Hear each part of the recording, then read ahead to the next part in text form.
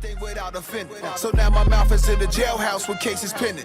First Amendment, you replaced it, rigged it, dubbed it down. It's not an option. Some of it I understand. Took power from me. SMT Nation, we back. We're testing. We're going to be doing all things AT&T today. All right, so we're at the Walmart / Lowe's / Home Depot, which is way back there.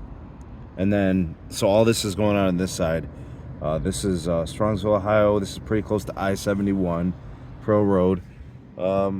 This side, you got Buffalo Wild Wings. Yeah, there's a lot of action here and a crap ton of traffic. So it's a Sunday. It's about noon. And we're going to be testing all things AT&T. And we'll also test FirstNet. We'll see how, like, the entire, typical AT&T access is performing. All right, so we'll test on LTE. We'll test with 5G on, as you guys can see that setting is. And then we'll kind of evaluate how it's holding up. Right now, just based on what we're connected to with the 5G on setting, I don't think they got any type of extremely recent upgrades here. So the serving cell likely has not received any of the C-band or DoD upgrades yet. So we're on all things like sub 3 gigahertz.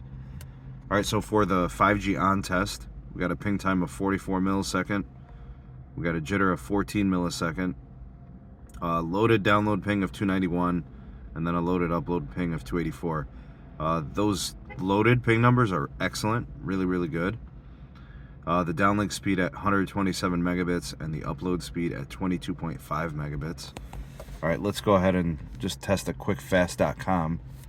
And the reason we like to test this is this gives you an idea of what you would be connected to for like video, your video experience, so how much throughput you would get.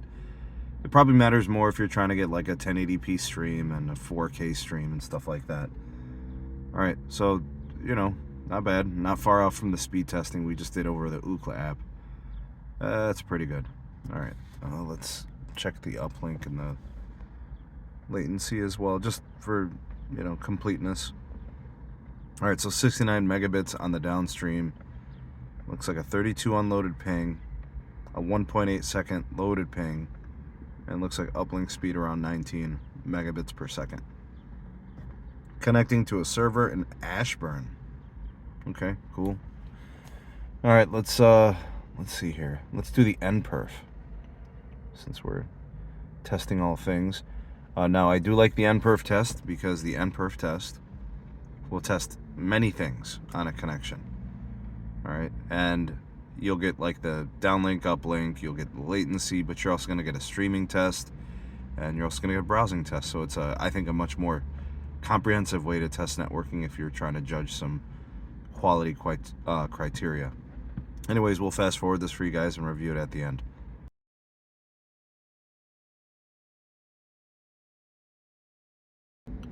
All right, folks, looking at the results, we got 87 megabits on the downlink for the peak with an average of 46. Upload peak 24 megabits, average 21. And then the latency was at 29 millisecond for the best, averaging 59, jitter at 99. I personally don't look too much at the latencies on this app, more so about this right here. The total endpoint score of 91,000, browsing score at 70%, streaming at 93%. All right, so that's 5G NSA, that's N2 DSS on a business plan. Okay, so this is going to be like QCI 7. All right, so what we'll do now is we'll go ahead and switch up. We're going to try this on LTE. Let's look at these metrics, right? So here was the 5G on setting, 127 down, 22 up on the Ookla. Okay, we'll see if the LTE is any better. We'll test the fast.com. We'll test all the other stuff, the NPerf as well. All right, let's get that switched. All right, folks, we just switched from 5G to LTE, and we're going to go ahead and run the same testing. For the most part, if you're connected to 5G DSS on AT&T, you're not going to be really getting much benefit, in terms of switching away from LTE. I do hear some people having some pretty nice experiences on the N5 when it's a dedicated 5G channel. So it kind of just depends. You'll have to test and see, which one's better. So, it just depends on the site. It depends on the users, what type of phones they got and stuff like that. All right, so the LTE test is done, 71 megabits down and 35 up. All right, so that shows us a little bit of gains in the uplink capacity. The downlink is a little bit lower. All right, ping time came in at 31 millisecond, the jitter at 18 millisecond. Loaded pings at 415, and that's for the download, and then the upload loaded ping is 180. All right, so decent numbers given that they don't have C-band on air on the serving cell here. All right, let's go ahead and let's do fast.com, for the sake of being comprehensive and thorough here. And I don't think it should be much different than what we saw in Ookla. The nice thing about these AT&T plans, honestly, the experience, like the actual access, is pretty good. Not really much for restrictions when you get a premium plan, which, this one on the business side, it's pretty nice access.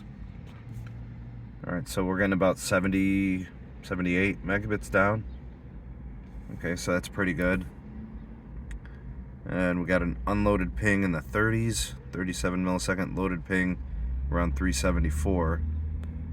And we got uplink on the fast.com. We're going to be in the 30s again, it looks like. Maybe we'll dip into the 20s, we'll see here. All right, so far kind of the takeaway is the uplink a little bit better on the LTE side, and the downlink a little bit better on the 5G side for AT&T here. All right, let's go ahead and make our way over to the NPerf. Now there's our score from the 5G DSS results.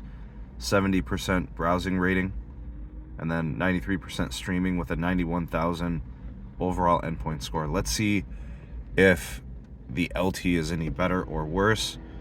We'll go ahead and launch the full test, folks. We'll fast forward it for you guys and then go over the results.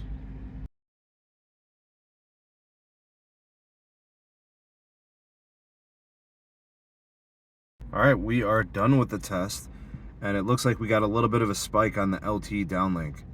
All right, so we got an average at 80 megabits per second with a peak 155.